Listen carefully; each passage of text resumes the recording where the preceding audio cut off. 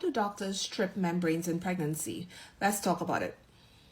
Hi, I'm Dr. Toya, board certified OBGYN, and I know membrane stripping gets a really bad rep, but I think it's an important tool when used appropriately, so I wanted to go over it a little bit more. So membrane stripping is usually done at the end of the pregnancy, where your doctor or midwife checks your cervix and uses their finger to sweep around and separate the membranes from the cervix, and in an attempt to release chemicals that may bring on labor. There's actually data to support starting it for first-time moms at 38 weeks, just because it's likely not going to put you into labor immediately. You'll have to do it multiple times, but it has been proven to decrease the amount of pregnancies that go past 42 weeks, which is a post-term pregnancy. Now, if it's the right candidate, you can actually go into labor within the next 48 hours, and that would be if you're already dilated. If you've had babies before, you're likely to push it over the edge enough where it does act as a true induction agent. So in terms of risks, there's technically risk of breaking your water, even though studies have not shown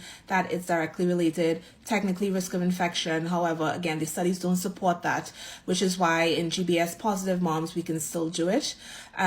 So it's a pretty benign procedure in terms of risks. In terms of what you will feel, that's where it gets tricky, and that's why you have to make sure, and this is what I do, I always ask, do you want me to do it? Because I don't have to, and I tell you, this is going to hurt, you're going to have bleeding, and you're going to have cramping, which is kind of the point, right? We want you to start having some contractions, the prostaglandins are working, so you're going to feel something. As always, I say, even if you say you want me to do it, and I start and it's too much, tell me to stop, and I will stop.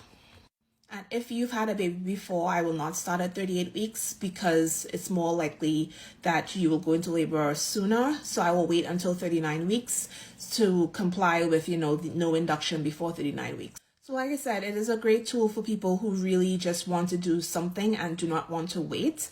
And of course, making sure there's proper informed consent and making sure the patient feels empowered to say stop if it is too much. And that's something that I feel very strongly about. You're in control, so you don't have to do it at all.